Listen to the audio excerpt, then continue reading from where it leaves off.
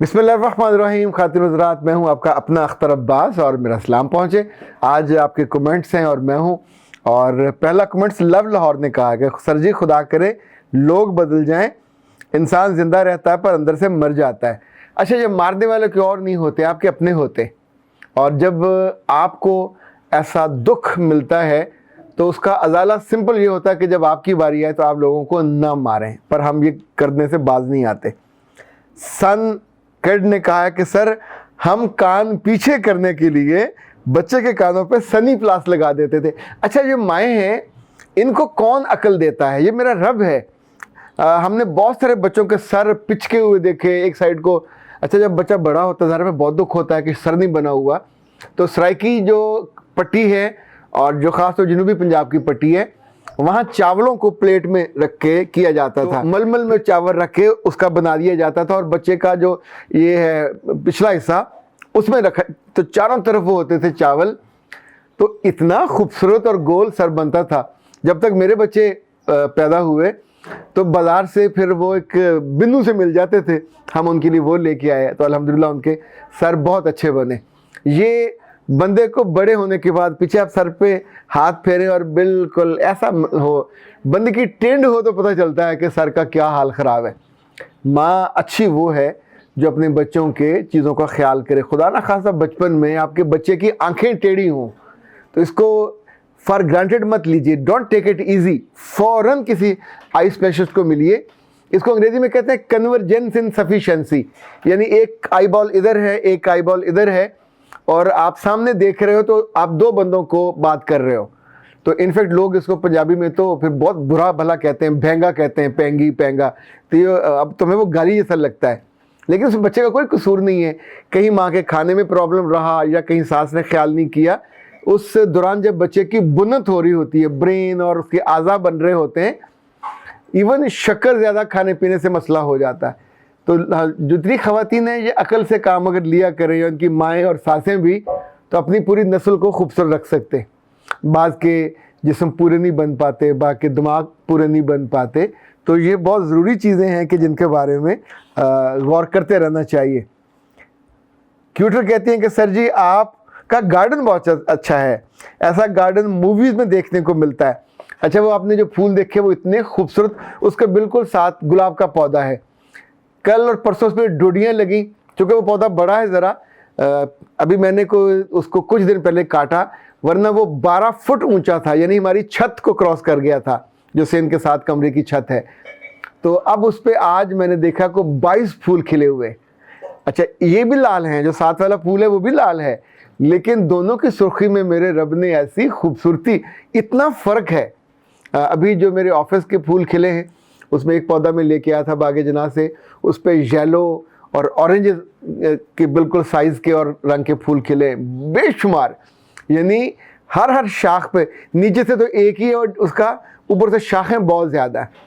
इसी तौर पे जो वहाँ किस्में हैं बिल्कुल पिंक भी है और बिल्कुल ये जो बीर बोटी वाली सुर्खी होती है वो भी उसमें है। हर पौधे को देख के जो प्यार आता है और उससे बातें करने को दिल करता है, आपको बहुत यू फील हेल्दी, अंदर से आपको अच्छा लगता है। नादिया ने कहा सर ये आइस रोलर कहाँ से मिलता है? बेटा वैसे तो आप चीन से मंगवा सकते हैं, और वहाँ से नहीं मंगवाना चाहें तो मैं आपको नंबर लिखवा देता हूँ, लिख लीजिए 0300 041 9942। ये हमजा यासब होते हैं, वैसे मन मौजी हैं, यानी मन आए तो रात को 10 बजे भी फ़ोन सुन लें और मन ना हो तो बाज़ दफ़ा सुस्ती का मुजाहरा करते हैं। वैसे 9 से 9 तक का टाइम आप रखा करें फ़ोन करने को, तो उनसे आप आइस रोलर भी मंगवा सकते हैं और जेड रोलर भी मंगवा सकते हैं। जो जेड रोलर हैं वो ये होते हैं, ये आँखों के नीचे, ये गालों पे, गर्दन पे, और जो आइस रोलर हैं अगर मुझे मिल गया कहीं तो फिर मैं आपको दिखा देता हूँ। आइस रोलर वो गर्मियाँ हैं चूँकि, तो गर्मियों में आप फ्रिज में उसको रखेंगे, वो बहुत ठंडा होता है और उसका अपना एक इम्पैक्ट है, तो वो आप इनसे मंगवा लीजिए। मेरा ख्याल कीमत भी बहुत ज़्यादा नहीं है, लेकिन उसका मज़ा ज़्यादा है। अच्छा जी, इज़्ज़त कहती हैं सर जी मेरा बर्न आउट बहुत सीवियर है, क्या इसका इलाज मुमकिन है? मेरे बच्चे, मेरे रब ने दुनिया में स्वाए मौत के और कोई चीज़ ऐसी नहीं छोड़ी सर जिसका इलाज मुमकिन ना हो। तो बर्न आउट में आपको बता रहा हूँ, तो ज़ाहिर है इलाज करता हूँ तो आपको बता रहा हूँ ना जी। चूँकि कॉर्पोरेट ट्रेनिंग्स में और कॉर्पोरेट से पहले कॉलेज यूनिवर्सिटी पढ़ाते हुए ये बर्न आउट का लफ्ज़ आया था पिछले को 20 सालों में, यानी फर्स्ट टाइम लोगों को समझ भी नहीं आता था।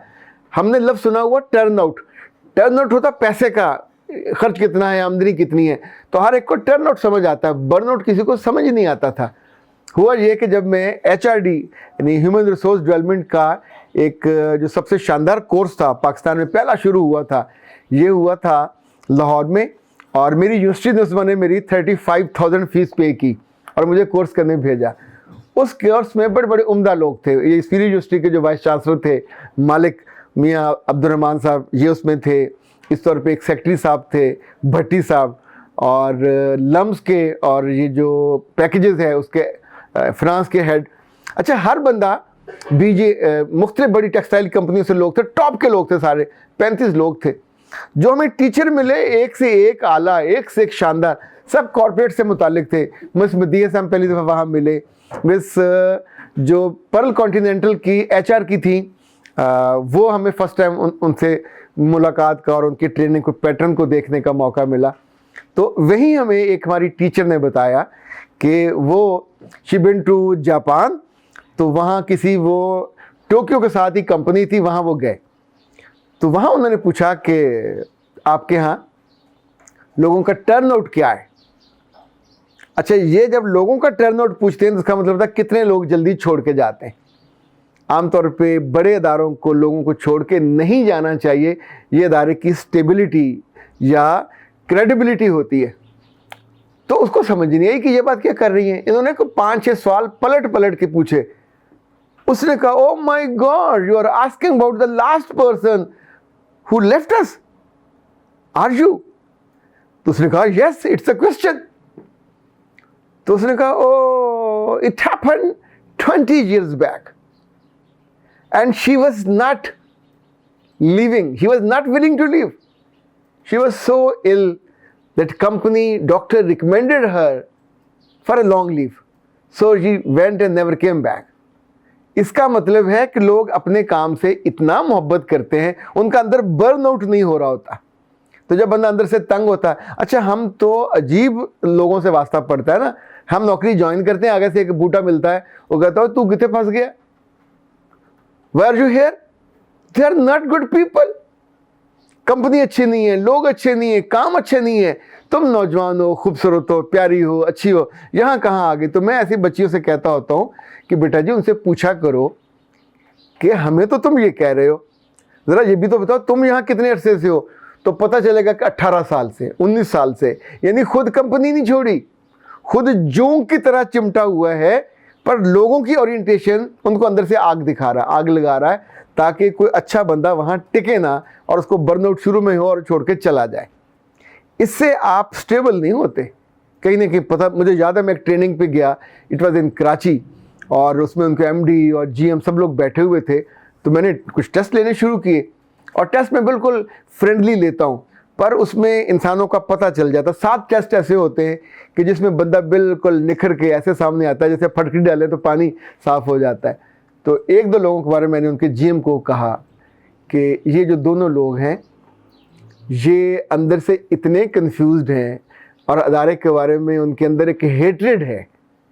ये जहाँ जहाँ बैठेंगे लोगों की ओरिएंटेशन ख़राब करेंगे, ये लोगों की सेटिस्फेक्शन को ज़ीरो पे ले जाएंगे, क्योंकि they are not willing to work effectively, even they are not willing कि जी वो काम भी वो मारे बांधे एक चला रहे हैं कि हम बेवकूफ़ बना रहे हैं तो हमारी तनख्वाह लगी हुई है। तो ऐसे बंदे कंपनी के रिज़ल्ट को ख़राब करते हैं, अदारे के कल्चर को ख़राब करते हैं, वो वहाँ बर्नआउट पैदा करते हैं, वहाँ लोगों को डिससेटिस्फेक्शन पैदा करते हैं। तो उनके GM ने कहा, सर मैं यहाँ 4 साल से हूँ, मुझे अब पता चला कि they are not good people. तो आपको पहले घंटे के यानी आखिरी मिनट से कैसे पता चल गया कि व्हाट्स रॉन्ग विद देम? देखिए, ये जो बसीरत है ये इसी का दम होता है, इसी का वज़न होता है, इसी की कीमत होती है। यही आप हकीम नब्ज़ पे हाथ रखता था तो पहचानता था, और डॉक्टर जो है वो आपके टेस्ट वो इतनी जहमत नहीं करता, वो कहता टेस्ट करा के लाओ। मशीनें बताती हैं तो वो उनके मुताबिक रिज़ल्ट निकालता है। पर इंसानों को जानना, जांचना, आंकना, ये तो आपकी आंख का काम है। ये तो आपका यहाँ जो पकता है उसके मुताबिक फिर आप उन चीज़ों को बेहतर करते। ओके जनाब, कहते हैं कि सर जी मस्जिद में औरत जाकर नफल अदा करे, मेहरबानी से बताएं क्या कर सकती है? ये आसमा पूछती हैं। मेरे बच्चे क्यों नहीं कर सकती? हम जब भी सफ़र पे जाते हैं जहाँ मस्जिद में टाइम हो नमाज का, मैं वहाँ गाड़ी रोकता हूँ और मेरे बच्चे और मेरी अहलिया जाके मस्जिद में नमाज़ पढ़ते हैं, एक साइड पे पढ़ लेते हैं। क्या ये शुदर हैं? यानी औरतें रब की मखलूक हैं।